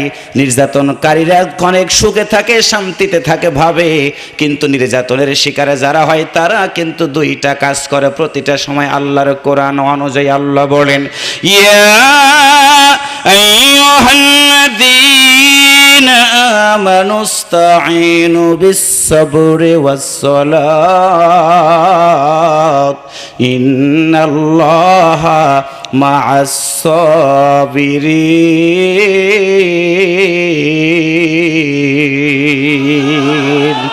আল্লাহু আকবার, জোরে বলেন।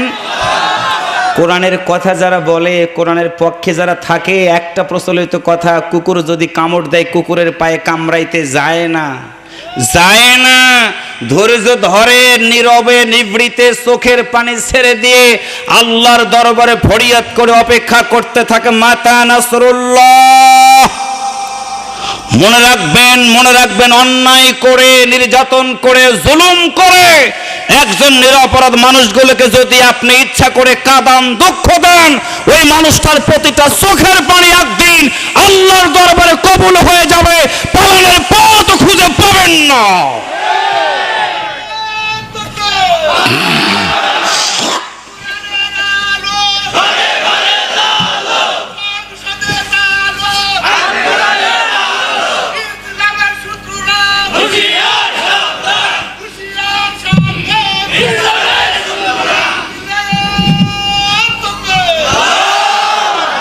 সম্মানিত ভাইয়েরা, আমরা আজকে সমাজটাকে সুন্দর করে সাজাতে চাই। এই ওয়ার্ডটা, এই ইউনিয়নটাকে 100% গাঁজা মুক্ত করতে চাই, সন্ত্রাস মুক্ত করতে চাই। যুবক, তোমাকে পায়ে হাত দিয়ে বললাম, আজকে তুমি তো আবেগ দিয়ে কাজ করো, বিবেক দিয়ে কাজ করো না। আজকে তোমার বন্ধু তোমাকে বিড়ি তুলে দিচ্ছে, কালকে তোমার বন্ধু তোমাকে সিগারেট তুলে দিচ্ছে, তুমি তার কাছেই যাচ্ছ। পরশুদিন তোমাকে গাঁজা তুলে দিচ্ছে, তুমি বিবেকটাকে বিসর্জন দিয়ে তাদের সাথে আত্মগোপন করে তাদের সাথে গাঁজা খাচ্ছ, বিড়ি খাচ্ছ, হিরোইন খাচ্ছ। আল্লাহর কসম করে বললাম, যেই বন্ধু তোমাকে বিড়ি দেয়, হিরোইন দেয়, গাঁজা দেয়, সেইটা তোমার বন্ধু না, বন্ধু না, সেইটা তোমার আসল শত্রু। তোমার বন্ধুটাকে তোমার বয়স 10 বছর পর থেকে শুরু করে আজকে তোমার বয়স যাই হোক না কেন, যেই বন্ধু তোমাকে আজান হয়ে গেলে মসজিদের দিকে নিয়ে যায়, যেই বন্ধু আজান হয়ে গেলে তোমাকে নামাজের দিকে ডাক দেয়, যেই বন্ধু তোমাকে আল্লাহর কোরআনের মাহফিলের দিকে ডাক দেয়, যেই বন্ধু তোমাকে আল্লাহর কোরআনের দায়ী বানাইতে চায়, বুঝতে হবে তোমাকে সেই তোমার আসল বন্ধু। আমরা এই কথাগুলো বললেই আমাদেরকে এক শ্রেণীর মানুষ পছন্দ করে না, দেখতে পারে না। কেমনে পারবে? চোর কোনোদিন ভালো মানুষকে দেখতে পারবে না, ডাকাত কোনোদিন ডাকাতি যারা করে তারা কোনোদিন যারা ডাকাতের বিরুদ্ধে বক্তব্য দেয় তারা দেখতে পারবে না। আমাদেরকে দেখলো কে দেখতে পারলো না সেটা আমার দরকার নাই। আল্লাহর কোরআনে যা আছে সেটাই আমাকে বলে যেতে হবে, কারণ আজকে বিপদের মধ্যে পড়লে কেউ না কেউ আমাকে বাঁচাবে। কিন্তু আমি যদি আসল কোরআনের কথাগুলো না বলে গোপন করে যাই, আল্লাহর কসম করে বলি, আল্লাহ আমার এই জিহ্বাটা আগুনের কেসি দিয়ে কাটবে, সেদিন কোনো ক্ষমতা কাজে লাগবে না। তাহলে আসুন প্রিয় ভাইয়েরা, আল্লাহ তো নিজে ওয়াদা দিচ্ছে, ওয়াদা আল্লাহ, আমি আল্লাহ ওয়াদা দিচ্ছি, আল্লাযিনা যারা আমানু, ঈমান এনেছে। সবাই একটু মুসলমানের মতো আওয়াজ করে বলুন তো, আমাদের ঈমান আছে না নাই? কথা বলেন, ঈমান আছে না নাই? ঈমান মানে বিশ্বাস, বুঝবেন ভালো করে, মাথাটা ভালো করে সিদ্ধান্ত নেন, মাথাকে প্রশ্ন করেন। ঈমান মানে যদি হয় বিশ্বাস কার প্রতি? আল্লাহ কি সব জায়গায় থাকে? যখন জেনা করার জন্য ঘরের ভিতরে ঢোকেন তখন কি আল্লাহ থাকে? যখন রাষ্ট্রের টাকা লুটপাট করার জন্য কলম দিয়ে সাইন দিয়ে কোটি কোটি টাকা লুটপাট করে সুইস ব্যাংকের দিকে পাঠান, তখন কি আল্লাহ থাকে? আল্লাহ থাকে যদি সত্যিকার একজন ইমানদার হয়, সত্যিকার যদি আল্লাহর প্রতি কারো বিশ্বাস থাকে, রিকশা চালায় খাবে কিন্তু রাষ্ট্রের 1 টাকা দুর্নীতি করবে না। কথা বলেন ঠিক কি না? কারণ হলো কেউ যদি না দেখে আমার অন্যায়, একজন দেখেন, একসাথে বলেন তিনি যেন কে? ও আল্লাহর বান্দারা, আমার আল্লাহ ডাকদা বলেন বন্ধুরে, ওয়াদাল্লাহ, আমি আল্লাহ ওয়াদা দিয়ে দিলাম আল্লাযীনা আমানু, ইমানদার যারা হবে আমি আল্লাহ কথা দিয়ে দিলাম, আমি আল্লাহ তাদেরকে জান্নাত দিয়ে দেব। ইমানদারদেরকে, ইমানদারদের কি করা লাগবে আল্লাহ সেটাও বলে দিলেন। কুনতুম খায়রা উম্মাতিন উখরিজাত লিন-নাস তা'মুরুনা বিল মা'রুফ ওয়া তানহাউনা আনিল মুনকার। একসাথে বলেন কথাটা কার? আর একবার বলেন কথাটা কার? শেষে একটা শব্দ হলো ওয়া তু'মিনুনা বিল্লাহ। আল্লাহু আকবার বলেন। আল্লাহ বলেন রাসূল বলে দাও, উত্তম মানুষ তখন হবে, উত্তম দল তখন করবে 2টা কাজ একজন মানুষ মৌলিকভাবে যখনই করবে। 1 নাম্বার হলো সৎ কাজের আদেশ দেওয়া, 2 নাম্বার হলো অসৎ কাজ থেকে মানুষগুলোকে বিরত রাখা। আপনারা একটু আওয়াজ করে বলুন তো, আল্লাহর কোরআনের মাহফিল ভালো না যাত্রা জুয়ার অনুষ্ঠান ভালো? আর একবার বলেন কোনটা ভালো? কেমনে ভালো আল্লাহ সেটাও বলে দিলেন। ওয়ামান আহসানু কাওলাম মিম্মান দাআ ইলাল্লাহি ওয়া আমিলা সালিহান ওয়া ক্বালা ইন্নানি মিনাল মুসলিমিন।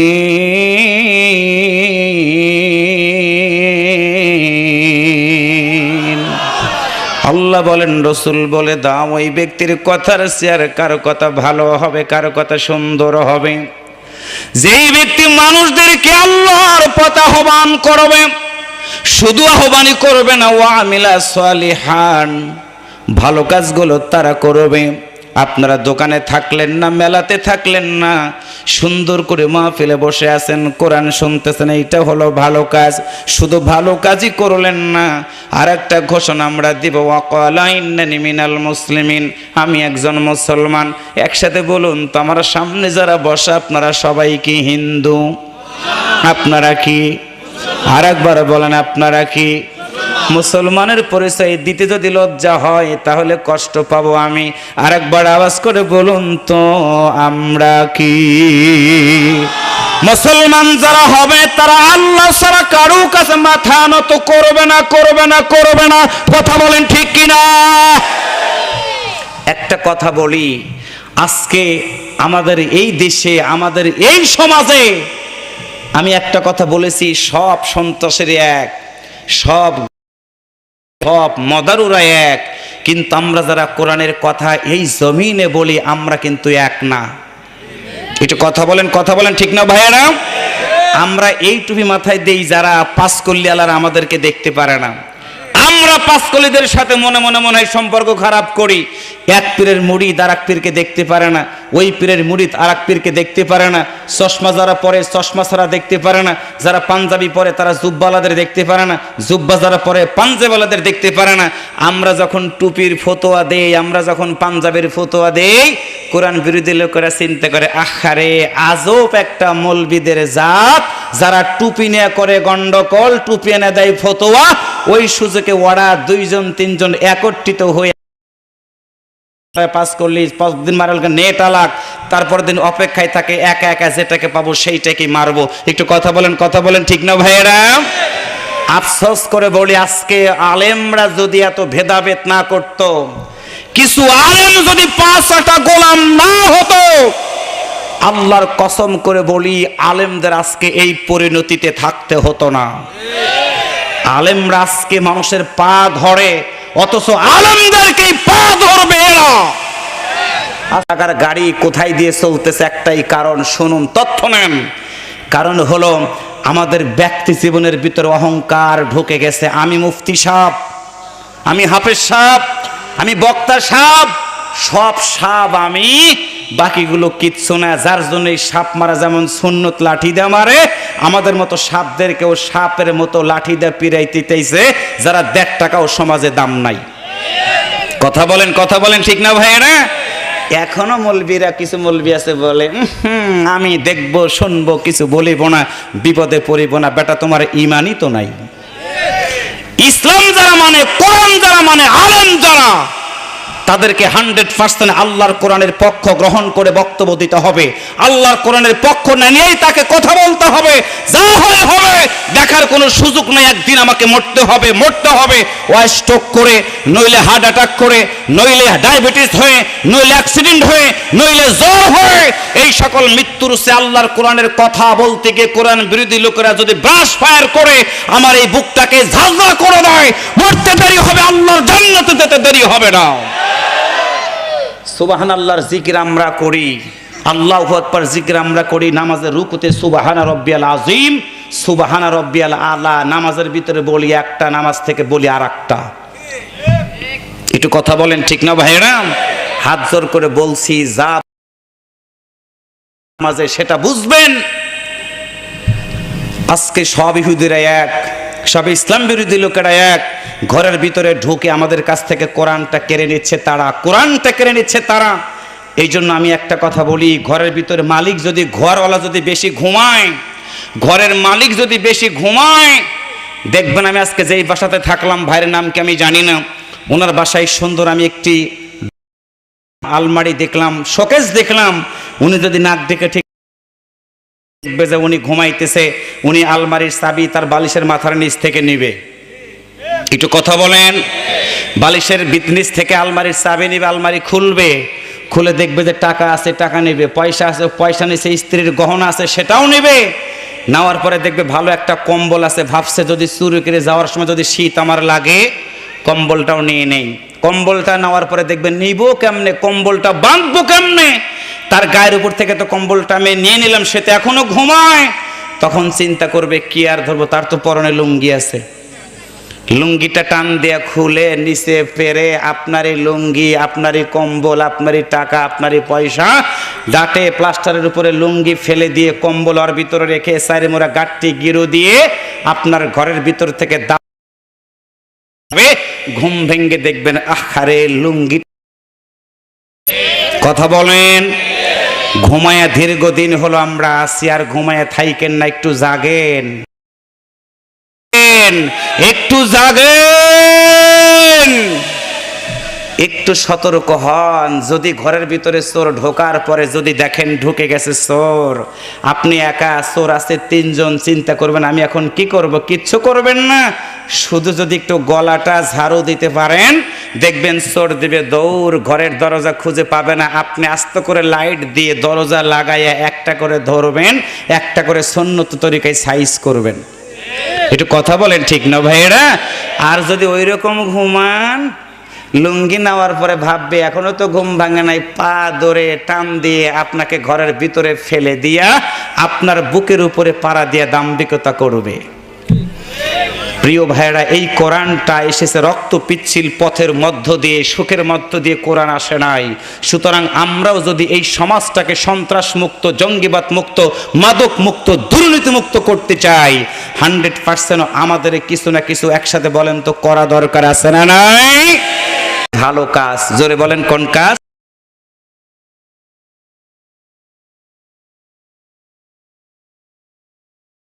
বলেন।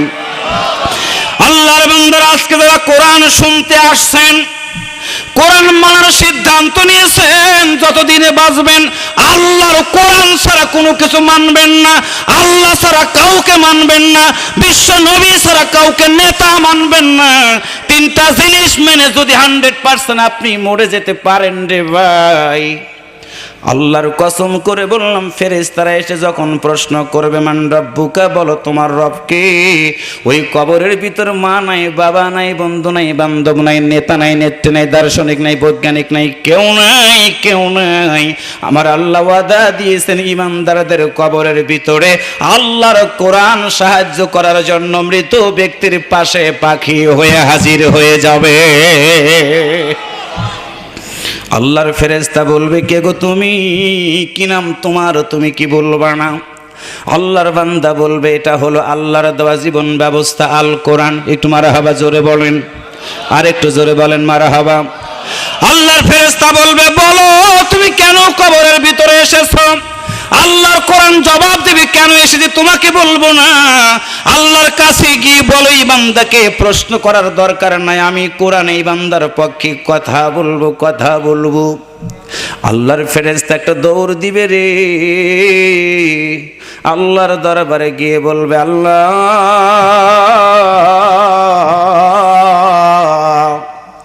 কুষ্টিয়া জেলার মিরপুর থানায় তোমার এক বান্দাকে কবরের ভিতরে রেখে দিয়ে চলে এসেছে। ওই ব্যক্তির কবরের ভিতরে প্রশ্ন করে আমি ব্যক্তিটা জবাব দেয় না, কোরআন তার পক্ষে কথা বলার জন্য হাজির হয়ে গেছি।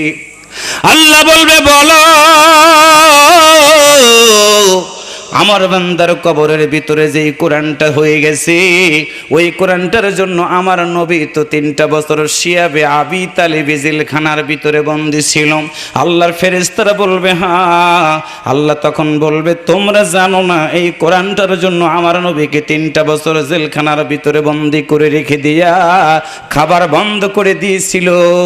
আমার নবীর গায়ে মশা মাছি পড়া আমি আল্লাহ হারাম করে দিয়েছিলাম। আমার নবী যখন রাস্তা দিয়ে হেঁটে যেত, আকাশের মেঘমালাগুলো তার ছায়া দিয়ে দিত। কোরআন বিরোধী লোকেরা সেই মানুষটার খাবার বন্ধ করে দিয়েছিল রে।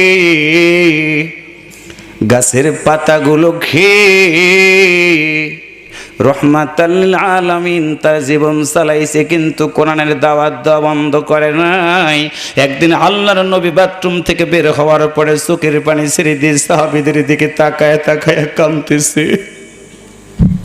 সাহাবীরা বলেন, ইয়া রাসূলুল্লাহ কি হয়েছে, আপনার কাঁদছেন কেন?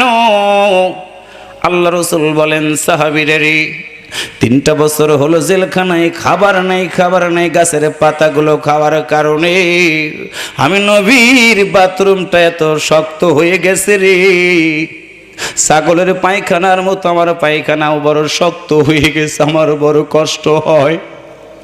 মিরপুরের প্রিয় ভাইয়েরা, যেই নবী হলেন জান্নাতের জামিনদার, ওই নবী যদি আল্লাহর কোরআনের দাওয়াত দেওয়ার কারণে 3টা বছর জেলখানায় বন্দী থাকার পরেও যদি আল্লাহর কাছে সাহায্য চাইতে পারে রে, সেই কোরআনের নবী আজকে নাই। আল উলামা ওয়ারাসাতুল আম্বিয়া, নবী জেল কেটেছিলেন 3 বছর, আর নবীর ওয়ারিসেরা জেল কাটে 1 যুগের উপরে।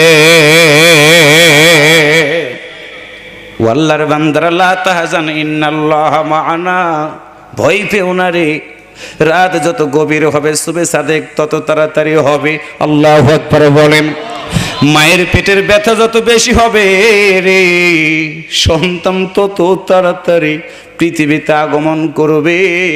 আল্লাহ তখন ডাক দিয়ে বলবে, এটা কি সেই কোরআন যেই কোরআনের জন্য আমার নবী 3টা বছর জেলখানায় বন্দী ছিল? ফেরেশতারা বলবে, হ্যাঁ। একটু আল্লাহু আকবার জোরে বলেন। আল্লাহ বলবে, বল এটা কি সেই কোরআন, সেই কোরআন যেই কোরআনের জন্য আমার নবী উহুদের ময়দানে দাঁত দিয়ে দিল?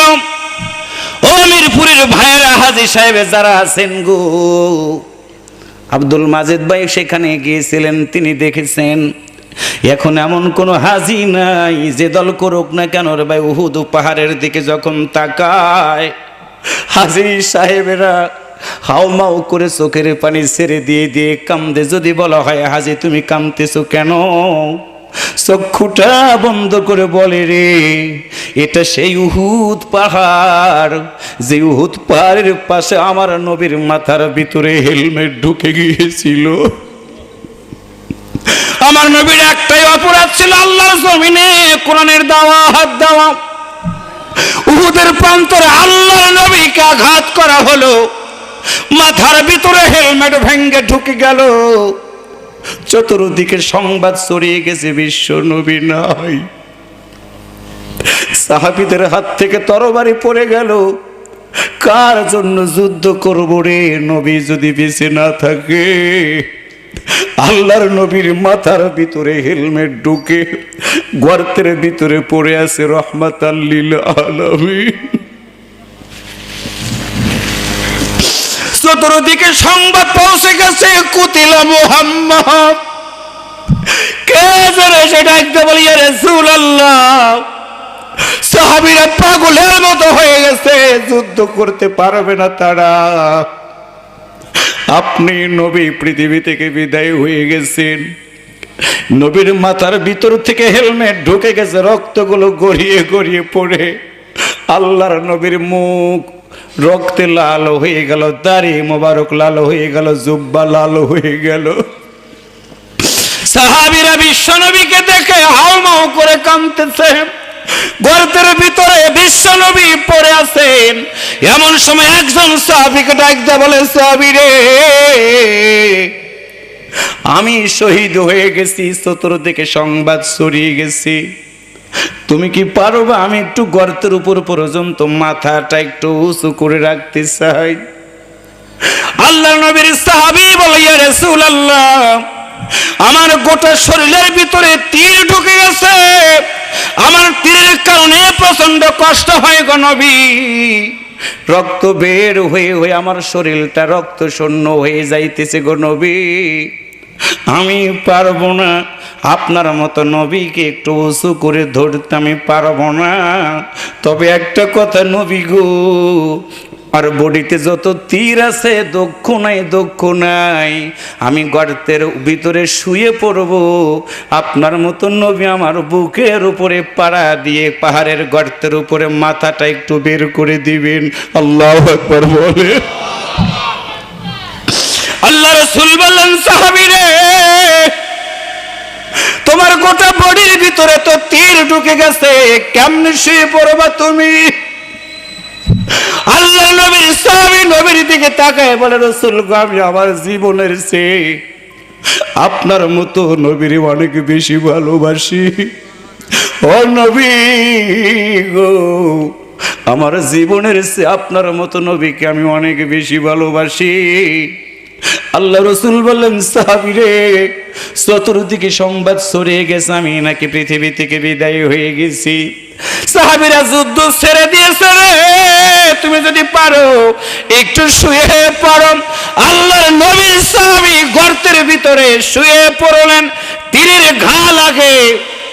ঘা লাগার কারণে রক্তগুলো ফিনকি দিয়ে বের হয়। আল্লাহর নবী ওই সাহাবীর বুকের উপরে উঠে দাঁড়ালেন। গর্তের উপর থেকে নবীর একটু মাথাটা বের হয়ে গেল। আল্লাহ রাসূল চোখ ভেজা, রক্তগুলো গড়িয়ে গড়িয়ে পড়তেছে। সাহাবীদেরকে ডাক দিয়ে বলেন, ও নবীর সাহাবীরা রে, ও নবীর সাহাবীরা রে, কে বলেছে আমি মারা গেছি? তোমরা দেখো আমি নবী এখনো মরে যাই নাই, মরি নাই রে। আল্লাহর নবী এতটুকু কথা বলা মাত্র ইথারের সাহায্যে সাহাবীদের কানের ভিতরে আল্লাহ তাআলা নবীর জীবন্ত থাকার সংবাদটা পৌঁছে দিলেন। ইতিমধ্যে চতুর্দিকে সংবাদ সাহাবীরা যখন পেয়ে গেল, আল্লাহর বান্দারা সাহাবীরা তরবারিটা হাতে নিয়ে আল্লাহর নবীর দিকে আবার আসতে যখন শুরু করলেন, নবীর মাথার ভিতরে হেলমেট ঢোকা। একজন সাহাবী ডাকতে বলে, ইয়া রাসূলুল্লাহ, আপনার মাথার ভিতরে হেলমেট ঢুকে গেছে, ওর মতে যদি দেন আমি হেলমেট ধরে টান দিয়ে দিব। আল্লাহ রাসূল বলে, দেখো তো পারো কিনা, আমার বড় কষ্ট হয়।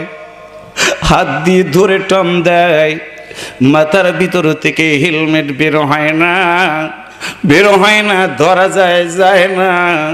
রাসূলের যখন হেলমেট ধরে টান দেয় রে, রাসূল চিৎকার করে কেঁদে দিয়ে বলে, না না, আমার মাথার ভিতরে হেলমেট ধরে টান দিও না, আমার কলেজাটা মনে হয় বের হয়ে যায়। সাহাবী পাগলের মতো হয়ে গেল, রাসূল কষ্ট পায়। আল্লাহ রাসূলকে বলেন, ইয়া রাসূলুল্লাহ আমি কষ্ট দিব না। হাত ধরে টান দেয়, বের হয় না। এক পর্যায়ে ওই সাহাবী আল্লাহর নবীর মাথার সাথে মুখটা লাগায়া দুইটা দাঁত দিয়ে হেলমেটের করাটা দড়ি এত জোরে টান দিয়েছে রে, নবীর মাথার ভিতর থেকে হেলমেট বের হয়ে গেছে, কিন্তু ওই সাহাবীর দাঁতগুলো জমিনের উপরে পড়ে গেছে। আল্লাহর নবীর সাহাবী দাঁতগুলো হাতের উপরে নিয়ে বলে, দাঁত রে, আল্লাহর নবীর জন্য আমি তোরে কোরবানি করে দিয়ে দিলাম।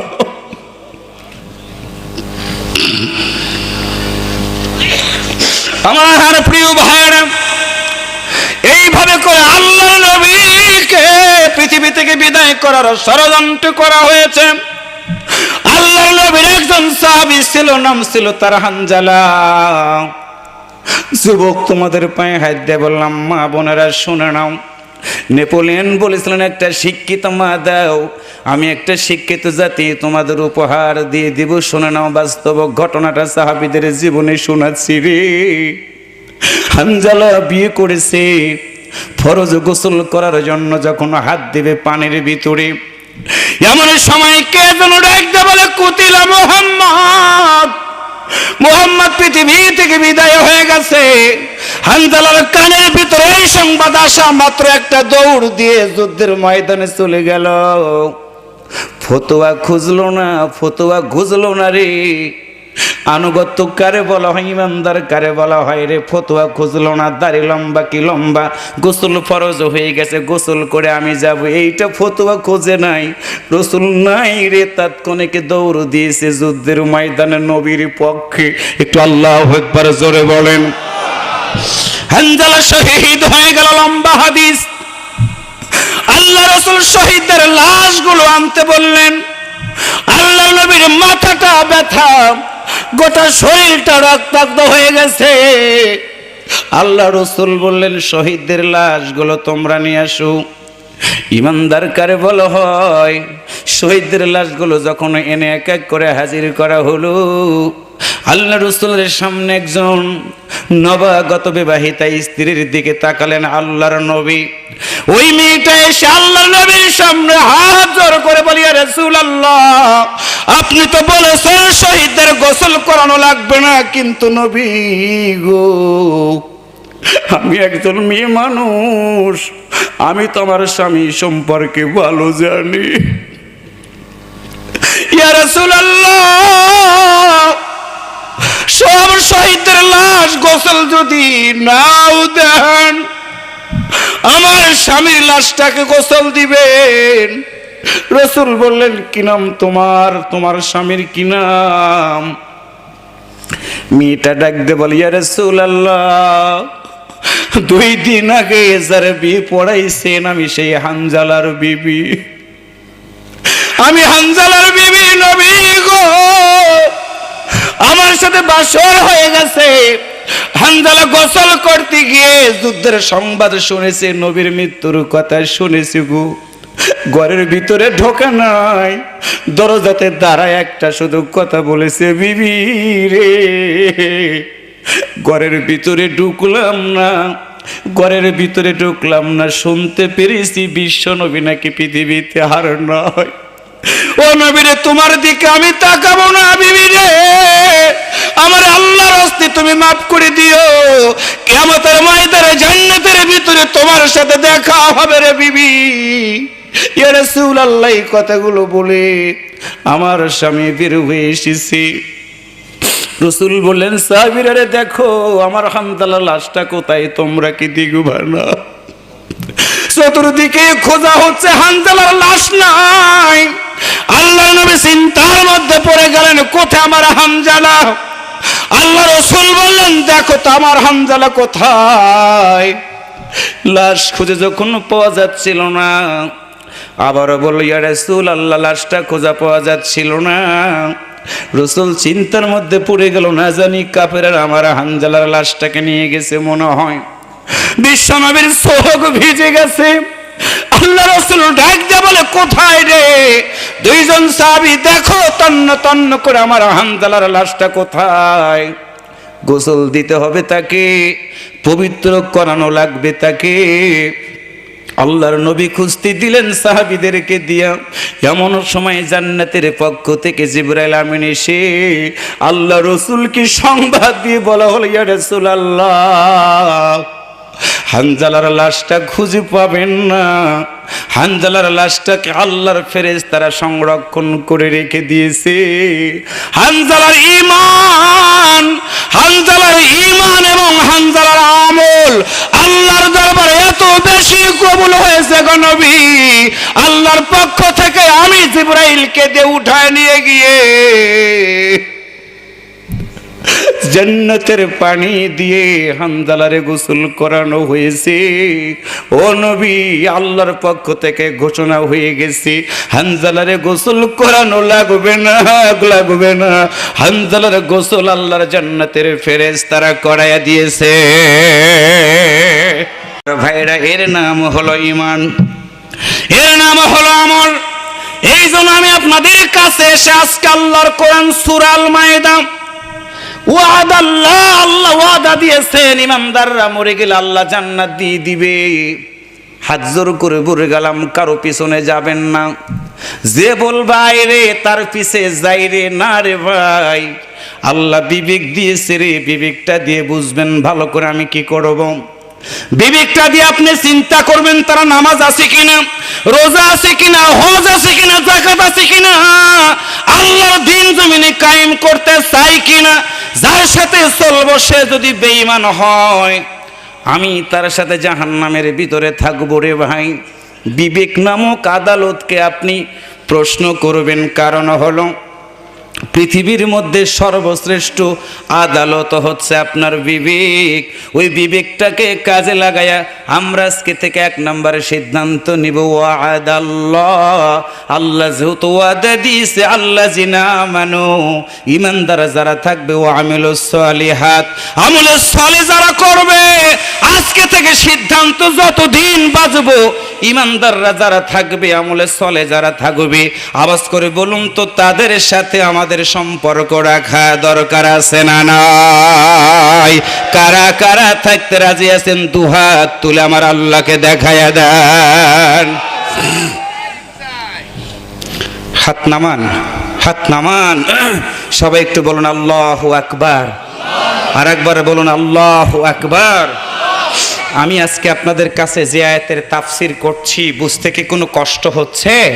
কথা বলেন, কষ্ট হচ্ছে? সব চলে যাক, সব চলে যাক। ঈমানটা যদি চলে যায় কিচ্ছু থাকলো না, সব থাক। ঈমান যদি চলে যাক লাভ নাই। আমরা সব দিতে রাজি, ঈমান দিতে রাজি না। কথা বলেন, ঠিক না ভাইয়েরা? আমাদের হারানের কিচ্ছু নাই। মুমিন জীবনে হতাশা শব্দ ভাবারই কারণ নেই। কারণ হচ্ছে মুমিনরা বাঁচলে দুনিয়াতে কষ্ট করে বাঁচবে, মরে গেলে মুমিনরাই আল্লাহর জান্নাতে যাবে। সুবহানাল্লাহ, জোরে বলেন। সেই জান্নাতে যদি আমরা যেতে চাই, আজকের আলোচ্য আয়াতের আরেকটি শব্দের দিকে চলে যাচ্ছি। আল্লাহ তাআলা বলবেন লাহুম মাগফিরাতুন, আমি আল্লাহ তাআলা ক্ষমা করে দেব। একটু সুবহানাল্লাহ জোরে বলেন। ক্ষমাটা কি? আজকে মানুষকে যখন ফাঁসিতে ঝুলানো হয়, ফাঁসিতে ঝুলানোর আগে মানুষগুলোকে বলে দেওয়া হয় আপনার জীবনের শেষ ইচ্ছাটাকে আপনি বলেন। ফাঁসি ঝুলানোর আগে এই মানুষটা যেটা বলে সেইটা মানুষগুলো শোনে। এরপরে বলা হয় শেষ একটা অপশন আপনাকে বলে দিলাম, আপনি যদি জীবন ভিক্ষা চান তাহলে ইচ্ছা করলে প্রেসিডেন্ট মহোদয় জীবন ভিক্ষাটা দিতে পারে। আপনার একটু আওয়াজ করে বলুন তো, হায়াত মৌতের মালিক কে? আরেকবার বলেন। আল্লাহ যদি হায়াত মৌতের মালিক হয় তাহলে জীবন ভিক্ষা চাইলে কি ঈমান থাকবে? বুঝে বলবেন, ঈমান থাকবে। বাংলাদেশ সহ গোটা পৃথিবী দেখেছে,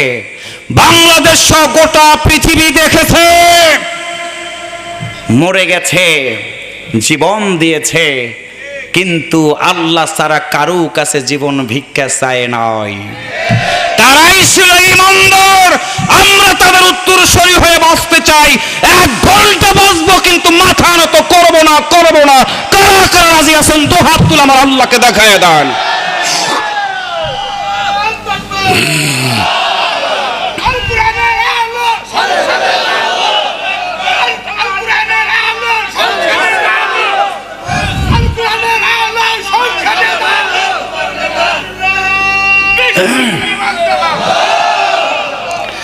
যদি কথা দাও বন্ধু দিনের